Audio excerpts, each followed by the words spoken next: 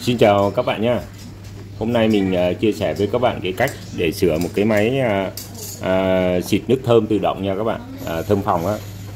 Thì cái máy này cũng lần đầu mình khách gửi cho mình thì mình cũng nghiên cứu rồi mình sửa cho khách ra.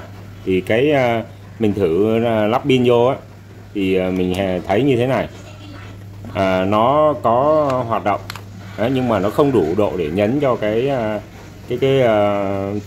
chai xịt này nha các bạn. Đấy, bình thường thì chai xịt này vẫn có ha. Đó, như vậy thì nó không đủ mạnh để mà kích hoạt cái chai xịt này.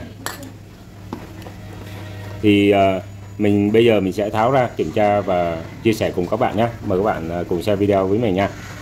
Thì cái con máy này á, các bạn tháo phần này ra, tháo pin ra ha. Rồi các bạn gỡ cái nắp này ra luôn nha các bạn. Đó, này nhựa dẻo này gỡ ra luôn. Đây là cái phần nội thất của nó nha các bạn.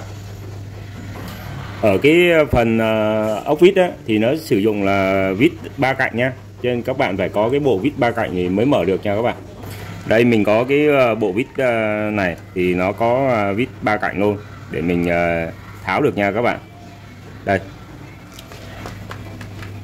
bộ vít này thì mình mua hơn 100.000 nha các bạn. Nó khá là nhiều chi tiết. Đó, đây là cái vít 3 cạnh ha. Thì mình tháo cái phần mạch này ra luôn nha các bạn.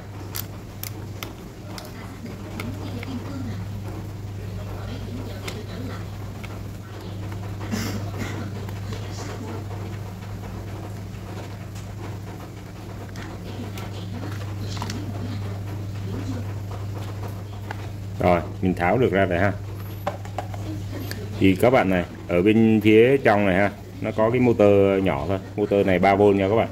Motor trong mấy cái đồ chơi á, rất là nhiều. Đây nó có cái công tắc.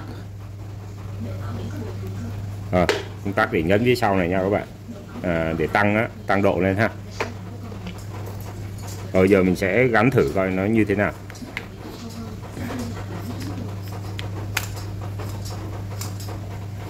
Đó. Mình hiểu rồi các bạn ơi. Như vậy thì cái máy này khả năng là nó bị đây mình sẽ gắn lại này. Mình nghĩ nó không có hư đâu các bạn. Ở đây cái cơ cấu hoạt động như thế này ha. Ở đây nó có các cái nấc thang này, 9 này, 18 phút này, 36 phút và tắt ha. Thì khi mình mới mở lên nó chắc chắn nó sẽ ra cái số 9 nha các bạn. Đó, như vậy thì phải ở cái nút gài sâu nhất. Ở cái nút nó nhấn xuống sâu nhất thì nó mới đóng được cái này nha các bạn. Đây, các bạn nhớ nha, khi mà sửa cái này á thì mình phải xoay cái phần cái đầu xịt này ra chỗ khác, đừng có xịt vô mặt nha. Bây giờ nhá, mình sẽ tắt này, mình tắt này và mình đẩy lên này. Đó, các bạn chờ tí xíu nhé. Đó, như vậy thì nó đã hoạt động. Nó đã hoạt động bình thường nha các bạn. Nó đã hoạt động bình thường. Vì cái đây là cái nút tăng tốc này. Cái nút này là nút tăng tốc, nó xuống thấp hơn này. Đúng rồi. Hồi nãy mình tháo ra mình kiểm tra thì nó không có đẩy xuống được nha các bạn.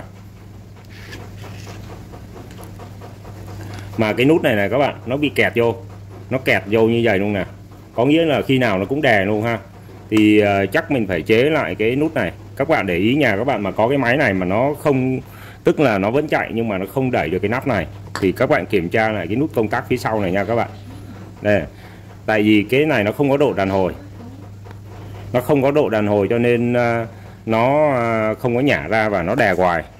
Nó đè nút này hoài nha các bạn. Đó, nó đè hoài, thứ nhất nó hao pin ha, và cái thứ hai cái cơ cấu đẩy của nó không có đúng. Hay quá. Để mình coi như mình đã tìm ra được nguyên nhân rồi. Bây giờ mình sẽ thiết kế lại cái nút này nha các bạn, để cho nó có thể là trở về được vị trí ban đầu của nó nha các bạn.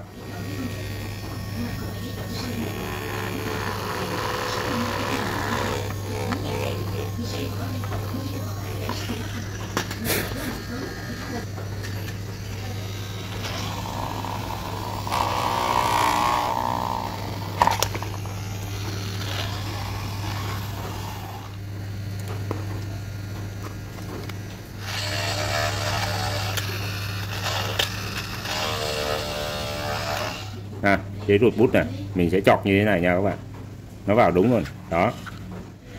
Đây mình sử dụng cái ở cái đuôi bút đó các bạn, đây mình tháo ra nó vừa luôn ha đó. Thì mình để như này là mình sẽ nhấn được nha các bạn.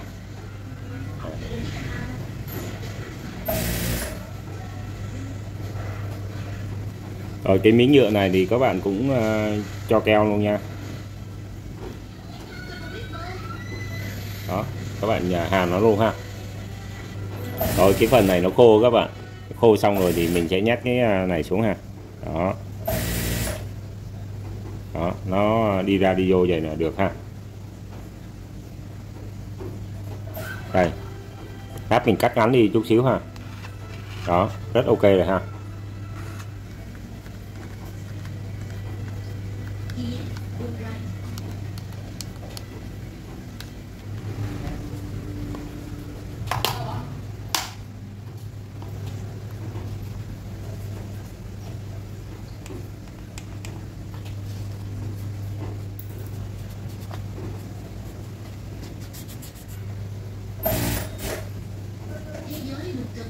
Khi mà các bạn thử cái này nhớ xoay ra hướng khác nha.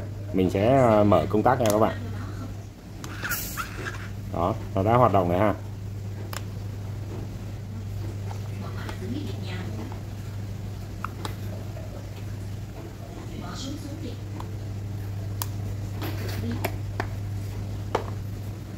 Rồi, cảm ơn các bạn đã xem video. Nếu có điều gì thắc mắc thì các bạn để lại phần comment giúp mình nhé.